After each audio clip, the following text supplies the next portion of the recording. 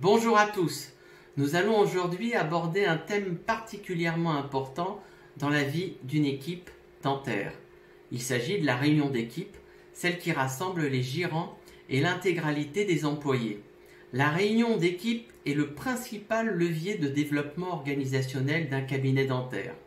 Sans réunion d'équipe, il est quasiment impossible d'inscrire son cabinet dans une démarche d'amélioration continue. Il faut savoir que la réunion d'équipe, avec les entretiens annuels d'évaluation, sont parmi les temps forts de la communication interne au cabinet. Certains, ainsi que vous nous le rapportez lors de nos formations et séances de coaching, organisent déjà des réunions. Mais pour nombre d'entre vous, ces moments de dialogue et de concertation s'avèrent parfois totalement improductifs et non rentables et vous donnent l'amère impression d'y perdre votre temps et votre argent.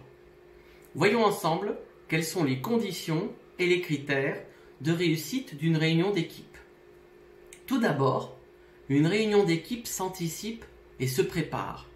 Je vous recommande donc, dans un premier temps, de remettre à chacun des membres de votre équipe, y compris le ou les praticiens, un formulaire digital ou dactylographié de préparation individuelle et nominative de réunion. Tout le monde, sans exception, doit s'atteler à cette tâche de travail qui n'est pas une option, mais un devoir. À ce titre, on peut considérer que ceux qui n'y participent pas activement ne soient donc pas les bienvenus le jour de la réunion. Ce formulaire doit se découper en autant de pôles d'activité de votre cabinet dentaire. Les principaux pôles sont la gestion administrative et le secrétariat, le clinique et les protocoles de soins, la logistique ou la gestion des stocks et des commandes, les formations internes ou externes, la communication interne, le règlement intérieur, la gestion des correspondants, le cas échéant, et d'autres thèmes que vous avez la liberté d'ajouter. Il est important que pour chacun de ces thèmes, les participants prennent soin de faire part de toute suggestion, de toute proposition en vue d'améliorer l'organisation et le confort de travail de chacun avec un regard critique mais toujours constructif et bienveillant sur le cabinet. Je vous conseille néanmoins d'apporter une restriction importante, à savoir que tous ceux qui pointent un dysfonctionnement éventuel doivent avoir réfléchi en amont à une solution au problème posé. Sans initiative ni suggestion de résolution, chaque participant n'est donc pas autorisé à pointer le dysfonctionnement en question. C'est la règle du jeu. Après cette première étape de préparation individuelle, il convient de récolter et de compiler tous les sujets et d'édicter les ordres du jour définitifs afin d'éviter toute redondance. Cette tâche doit être confiée soit à l'une de vos assistantes dentaires polyvalentes ou idéalement à votre secrétaire ou votre office manager. Lorsque les ordres du jour auront été édictés, il conviendra d'associer à chaque sujet une durée limite impartie. Sinon, vous risquez de traiter un sujet au détriment des autres sans parvenir à prendre une décision. Il convient ensuite d'organiser et de planifier la réunion. Le temps étant précieux au sein d'un cabinet dentaire, il n'est pas question de prendre ici le risque d'une réunionnite, c'est-à-dire une petite réunion improductive et inefficace. Je vous conseille donc d'organiser une réunion d'équipe à la fréquence de 2 heures tous les 2 à 3 mois et je vous déconseille par expérience l'organisation de petites réunions hebdomadaires de 30 minutes. Idéalement, il est souhaitable et même recommandé de toutes les programmer sur l'année et sur votre agenda, par exemple un jeudi tous les 3 mois de 14 à 16 heures.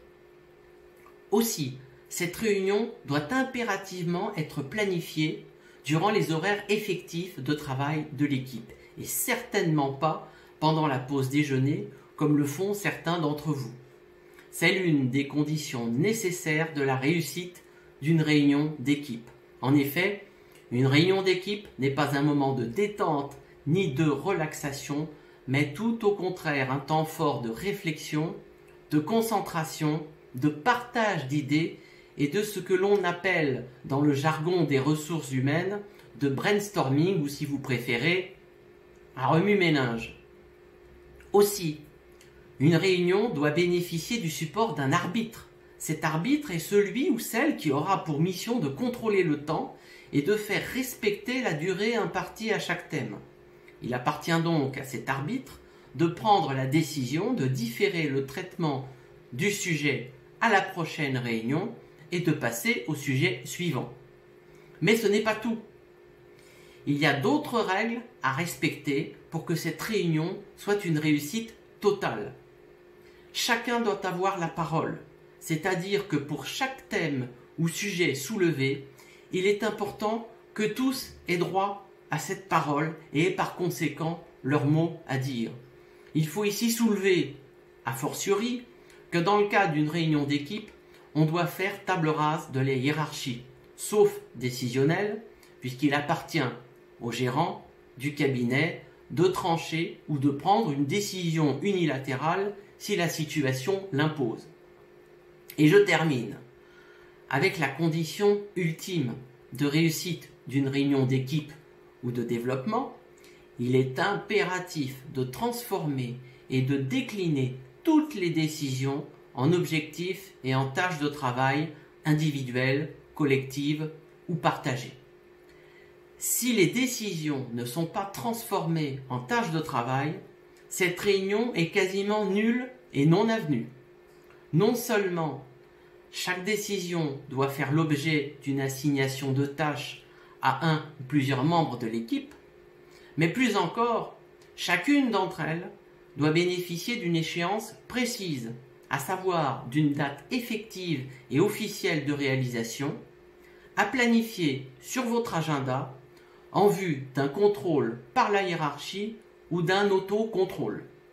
Je rajouterai une toute dernière condition à la réussite totale de vos réunions, à savoir la rédaction d'un compte-rendu ou de ce que l'on appelle un PV ou procès-verbal qui devra être absolument paraphé par chacun des participants.